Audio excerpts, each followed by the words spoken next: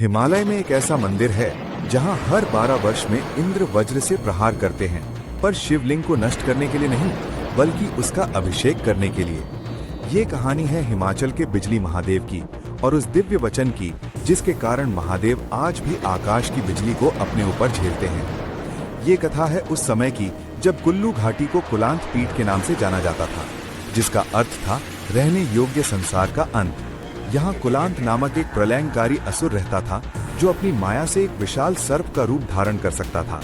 इस घाटी को सदा के लिए जलमग्न करने के उद्देश्य से उसने अपना विशाल शरीर फैलाकर व्यास नदी के प्रवाह को रोक दिया।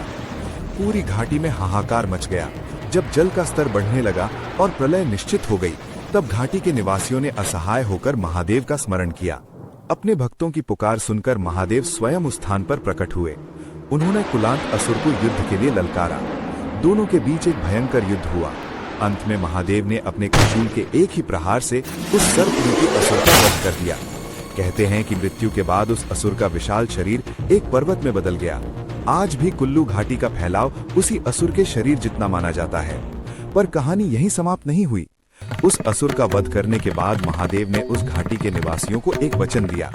उन्होंने कहा, आज के बाद इस घाटी पर आने वाली हर प्राकृतिक आपदा, हर आसमानी संकट को मैं स्वयं अपने ऊपर धारण करूंगा। उसी वचन को निभाने के लिए महादेव उस पर्वत की चोटी पर एक शिवलिंग के रूप में स्थापित हो गए।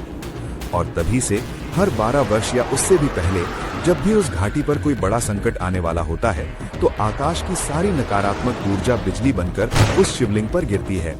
वो प्रहार इतना प्रचंड होता है कि शिवलिंग खंड खंड हो जाता है। तब मंदिर के पुजारी उन खंडित टुकड़ों को मक्खन और सत्तू के लेप से पुनः जोड़ते हैं। कुछ ही महीनों में वो शिवलिंग पहले की तरह ठोस और अखंड हो जाता है। ये टूटना विनाश नहीं, बल्कि महादेव का अपने भक्तों की पीड़ा को सोख लेना है। ये इस बात का जीवंत प्रमाण है कि एक देवता अपने भक्तों के लिए ढाल बनकर खड़ा है, जो हर आघात को पहले अपने ऊपर लेता है। बिजली महादेव के इस अटूट समर्पण के लिए कमेंट्स में हर हर महादेव जरूर लिखें और इस अद्भुत कहानी को शेयर करें।